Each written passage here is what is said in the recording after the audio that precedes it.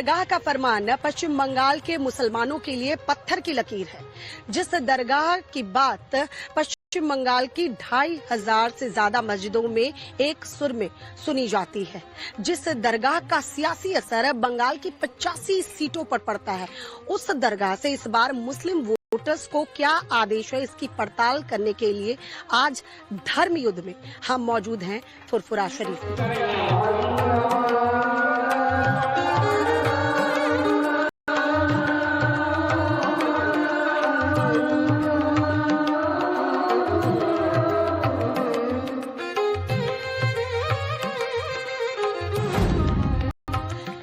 नमस्कार, आदाब। मैं श्वेता भट्टाचार्य मौजूद हूं बंगाल के फुरफुरा शरीफ में। आज बंगाल के धर्म युद्ध में चलिए जानते हैं फुरफुरा शरीफ की कहानी क्या है, दादा हुजूर के दरगाह से यहाँ पर लोगों को कैसा जुड़ाव है और लोग क्या सोचते हैं। बंगाल के धर्म युद्ध में बात फुरफुरा शरीफ।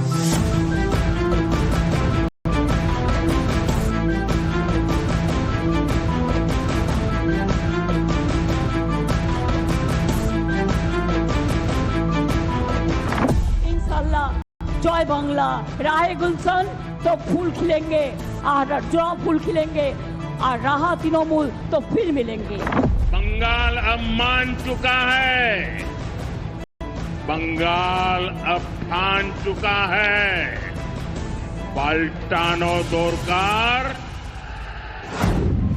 जैसे राजस्थान के अजमेर में अजमेर शरीफ है, वैसे पश्चिम बंगाल में फुरफुरा शरीफ है, जहां दादा हुजूर की दरगाह है।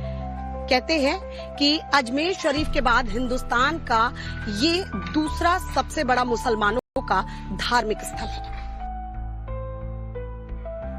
फुरफुरा शरीफ बड़ा ही ऐतिहासिक स्थल है।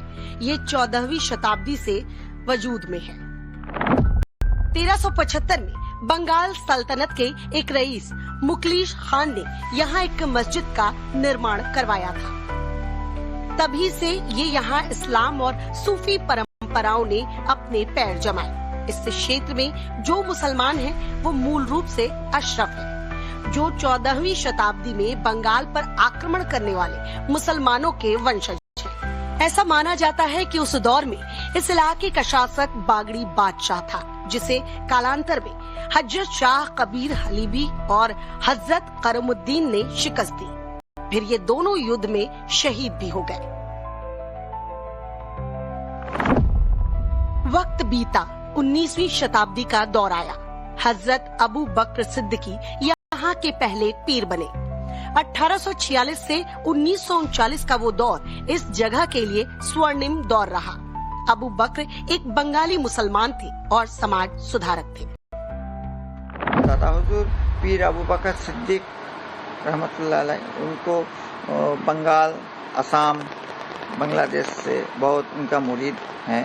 भक्त जो बोलता है, भक्त बोलता है, बहुत है। और दादा हुजूर एक धर्म का आदमी है, समझ गया ना। धर्म का बाहर कुछ नहीं काम करता था। तो वो वहाँ उनके पास हिंदू, मुसलमान, जैन, क्रिश्चियन सब आता है। इधर उनका एक जलसा होता है जो 21, 22, 23 फागुन को वहाँ कम से कम 20-30 लाख आदमी इधर जमा होता है। हाँ। तब से अब तक फुरफुरा शरीफ बंगाली मुसलमानों के आस्था का केंद्र बन चुका है। यहाँ सालाना उर्स का आयोजन किया जाता है, पीर मेला लगता है और उसमें शामिल होने के लिए न सिर्फ बंगाल से बल्कि पड़ोसी राज्य और दूसरे देशों से भी मुसलमान यहाँ फुरफुरा शरीफ पहुँचते हैं। एबार दफा की लागचे बंगाली चुनाव की हॉबे दादा दीदी नौशाद सिद्दीकी, असदुद्दीन ओवैसी, हुमायूं कबीर, बंगाली मुसलमान कंफ्यूज तो नहीं? हम तो सियासत नहीं करते हैं ना। हम तो ये जो पीर बाबा है ना, दादा हुजूर, हाँ औलाद है ना, बहुत औलाद सियासत करते हैं। उनका वो अपन का बात है, उनका स्टाइल है, वो करता है। कोई डॉक्टर होता है, कोई प्रोफेसर होता है, कोई डीआईजी होता है हमारे पीरजादे के अंदर। हम पीरजादा हम वो सब पसंद नहीं करते, ठीक है। हम ये सब पसंद नहीं करते। हम दादा के हाथ में मैं वोट लिया, लेकिन वोट तो देना, हाँ वोट तो देना होगा ना दादा। वोट तो वो तो देना होगा। इंडिया में मैं हूँ एक, हम देखेंगे जो झगड़ा नहीं लगाते हैं धर्म को लेकर, ठीक है, धर्म को सामने रख के झगड़ा नहीं लगाते, धर्म के नाम पर जो सियासत करेंगे हम उनके सपोर्ट नहीं है। फुरफुरा शरीफ की ये दरगाह और यहाँ का परिसर इस्लामी शिक्षा के एक महत्वपूर्ण केंद्र के तौर पर देश दुनिया में अपनी पहचान बना चुका है। ये 800 साल पुरानी सूफी परंपराओं पर आधारित शिक्षा का केंद्र भी है। पश्चिम बंगाल में मुस्लिम सामाजिक राजनीतिक विमर्श का ये एक प्रमुख केंद्र बनकर उभरा है, जो पश्चिम बंगाल में सामुदायिक नेतृत्व और क्षेत्रीय गतिशीलता को सीधे तौर पर प्रभावित करता है। और अब तो फुरफुरा शरीफ सीधे तौर पर पश्चिम बंगाल में राजनीतिक दखल भी दे रहा है। आईएसएफ तो पिछली बार भी दादा चुनाव में थी, केवल नौशाद सिद्दीकी जीते। दीदी छड़ा वोट नहीं हमारे, दीदी छोड़ के कोई वोट नहीं। अच्छा, इस बार बताइए बंगाल चुनाव में की लागचे दीदी बहुत बोल रही है, बता रही है। हुमायूं कबीर भी आ गए मैदान में, नौशाद सिद्दीकी तो है ही है, असदुद्दीन ओवैसी भी आ गए। ऐसा तो नहीं है कि सब मुसलमान कंफ्यूज हो गए? नहीं, कंफ्यूज यहाँ पे कोई नहीं है, दीदी है तो सब कुछ ठीक है। की लागचे एबर दफा बंगाली की होबे दीदी की नौशाद सिद्दीकी की हुमायूं कबीर की असदुद्दीन ओवैसी की हवे भाईजान छाड़ा की करबे? भाईजान असदुद्दीन ओवैसी कि हुमायूं कबीर? कौन भाईजान? ठीक नहीं है, ठीक नहीं है। नौशाद सिद्दीकी। नौशाद सिद्दीकी, हाँ, एबर दफा लग रहा है कि और ज्यादा सीट निकाल लेगी। हाँ, इंशाल्लाह। इस बार क्या लग रहा है, कितना सीट? 10-12 तो मिलेगा। 10-12? अरे बाप रे, तो दीदी का वोट काट लेंगे सब नौशाद सिद्दीकी। दीदी का दीदी तो हाँ मुसलमान का जो कर रहा, तो दीदी मुसलमानों के साथ अच्छा नहीं कर रही है। नहीं कर रहा तो मोदी का साथ तो दीदी मोदी के साथ मिली हुई है। हाँ, जो मोदी है वही दीदी। पिछले विधानसभा चुनाव में यानी साल 2021 में फुरफुरा शरीफ के युवा धर्मगुरु पीरजादा अब्बास सिद्दीकी ने आईएसएफ इंडियन सेकुलर फ्रंट की शुरुआत की और बंगाल की सियासत में कूद पड़े। आईएसएफ ने संयुक्त मोर्चा बनाने के लिए लेफ्ट के शासनकाल में मुख्य विपक्षी पार्टी रही कांग्रेस और लेफ्ट के साथ मिलकर गठबंधन किया, लेकिन ममता की आंधी को यह गठबंधन रोक नहीं पाया और ममता को रिकॉर्ड 213 सीट हासिल हुई। 11টা বছর ধরে আল্লাহ নবী সন্ত্রাসবাদের বিরুদ্ধে জুলুমের বিরুদ্ধে। साल 2021 के विधानसभा चुनाव में आईएसएफ को मात्र 1.35% वोट मिले और जीत के तौर पर मात्र 1 सीट मिली, जो पीरजादा अब्बास सिद्दीकी के भतीजे नौशाद सिद्दीकी को मिली।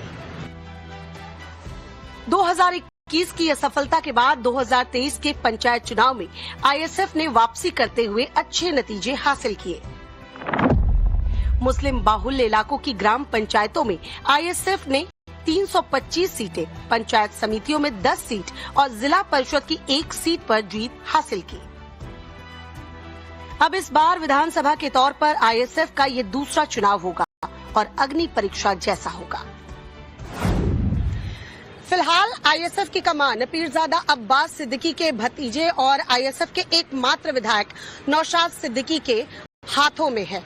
इस बार आईएसएफ का गठबंधन वाम मोर्चा के साथ है और आईएसएफ 30 सीटों पर चुनावी मैदान में है।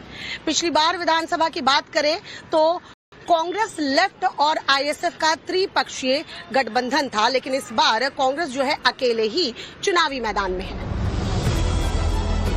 फुरफुरा शरीफ से निकली आईएसएफ और उसके गठबंधन पर तृणमूल हमलावर रही, क्योंकि ये ममता के मुस्लिम वोट बैंक का सीधा बंटवारा था। दरअसल फुरफुरा शरीफ तब तक हर किसी की सियासी सेहत के लिए बिल्कुल मुफीद था, जब तक उसकी सियासत में एंट्री नहीं हुई थी, क्योंकि मुस्लिम वोटों के बंटवारे का तब तक कोई सवाल नहीं था। जिसने फुरफुरा शरीफ को साध लिया या जिस किसी पार्टी के नाम पर फुरफुरा शरीफ की दरगाह से फरमान चला गया, बंगाल का ज्यादातर मुसलमान उसी के दामन के साथ खड़ा नजर आता था। लेकिन इस बार हालात बदले हुए हैं, वोटों का बंटवारा हो चुका है। खासकर टीएमसी का मुस्लिम वोट बैंक बटा हुआ है। बावजूद इसके ममता बनर्जी अपने इस वोट बैंक को साधने में कोई कोर कसर नहीं छोड़ रही।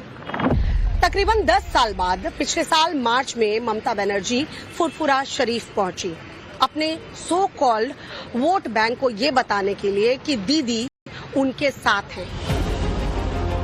पिछली बार बंगाल में 294 सीटों में से 38.5% वोट शेयर के साथ 77 सीट लाकर बीजेपी ने ममता के किले में सेंधमारी के संकेत दे दिए हैं। इसलिए ममता अपने खास वोट बैंक का पूरा समर्थन चाहती है, क्योंकि इसका बंटवारा बीजेपी की सेहत को फायदा ही देगा, नुकसान नहीं। यही वजह है कि ममता बनर्जी ने फुरफुरा शरीफ के प्रबंध निदेशक पीरजादा तोहा सिद्दीकी को साथ कर रखा है। तोहा सिद्दीकी सूफी परंपरा से जुड़े हैं, बड़े धार्मिक नेता माने जाते हैं। तोहा सिद्दीकी पीरजादा अब्बास सिद्दीकी के चाचा हैं, लेकिन शुरुआत से ही ममता के वो कट्टर समर्थक रहे हैं। अब्बास सिद्दीकी के 2021 में आईएसएफ बनाने के पहले तक उनका ममता को पूरा समर्थन था, लेकिन घर में ही जब सियासी पार्टी बन गई तो वैचारिक बंटवारा हो गया। बावजूद इसके 2021 के चुनाव में उन्होंने टीएमसी की तारीफ की और लेफ्ट फ्रंट की आलोचना, जिसमें उनके भतीजे की पार्टी आईएसएफ भी शामिल थी। इस बार भी आईएसएफ और लेफ्ट साथ मिलकर चुनाव लड़ रहे हैं। तो तोहा सिद्दीकी भी कहते हैं वंशज हैं। जो भी हो हम अगर पार्टी में आज नहीं है, कल पार्टी में उतर जाएंगे तो हमारा निजी मामला है। ये राजनीति बिल्कुल अलग है, वो कर रहे हैं उनकी मर्जी, लेकिन ये दादा हुजूर के साथ कोई ताल्लुक नहीं है, समझ गए। दादा हुजूर का जो ताल्लुक है ये धर्म के साथ ताल्लुक होता है। ऐसा आपका सनातन धर्म का कोई पार्टी के साथ कोई ताल्लुक है, कोई ताल्लुक नहीं। ऐसा ही हम लोग का दादा हुजूर जो जिस रास्ते पर चल आदमी को दिखाता है उसमें धर्म का खास मखसूस धर्म का है, कोई राजनीति का कोई बात नहीं है। राज्य के 27% मुस्लिम मतों में कौन कितनी हिस्सेदारी पाएगा ये तो चुनाव के नतीजे ही बता पाएंगे, लेकिन इतना तो तय है कि इस वोट बैंक के लिए हिस्सेदारी मांगने कांग्रेस खड़ी है, आईएसएफ और लेफ्ट खड़ी है, हैदराबादी भाईजान खड़े हैं, तो हुमायूं कबीर भी अपनी हिस्सेदारी मांग रहे हैं। एआईएमआईएम ने 12 सीटों पर अपने उम्मीदवार उतारे हैं।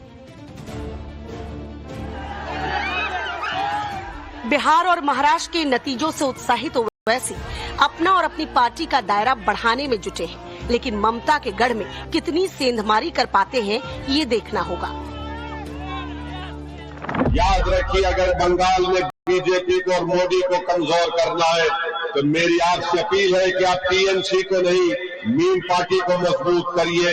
याद रखिए, जब तक मुसलमान अपना एक सियासी नेता नहीं बनाएगा आपसे इंसाफ नहीं होने वाला है। एमआईएम पार्टी, मीम पार्टी आपको नागरिक के तौर पर देखती है, टीएमसी आपको वोटर की तरह देखती है। ममता बनर्जी मुसलमानों को दूधल गाय कहती है, ओवैसी आपसे कहता है कि आप इंसान हैं, आप हमारे भाई हैं। हुमायूं कबीर की आम जनता यूनियन पार्टी भी नई बाबरी मस्जिद के बहाने मुस्लिम मतदाताओं की आज में चांस तो आज 60% आज दीदी के चांसेस कितने? 68%। अरे बाप रे। हाँ, एवर दफा की लागছে बंगाल चुनाव की হবে? बंगाल चुनाव ममता ही जीतবে। ममता दीदी अभी भी भरोसा है? हाँ। तो ये सब क्या करेंगे? नौशाद सिद्दीकी ओवैसी? नौशाद पाবে, ও পাবে, কিছু পাবে। हुमायूं कबीर না পাবে। ओवैसी? না, ওয়াইসি এখানে নেই তো কোনো। नहीं।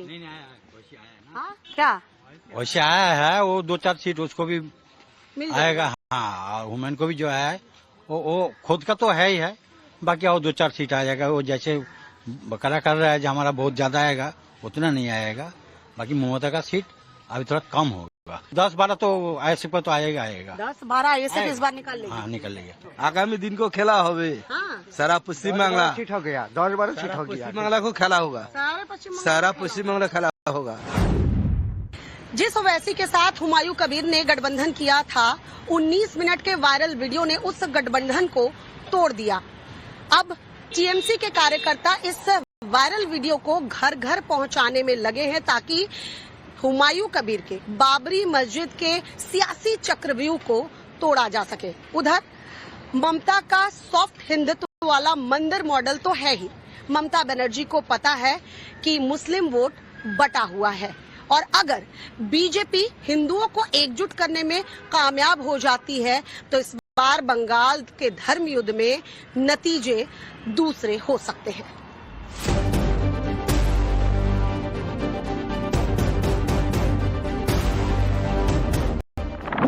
बंगाल के धर्मयुद्ध में आज के लिए बस इतना ही। अगले एपिसोड में किसी और रणभूमि में मुलाकात होगी। तब तक के लिए देखते रहिए टाइम्स नाउ नव भारत। बंगाल का धर्मयुद्ध शाम 5:45 में।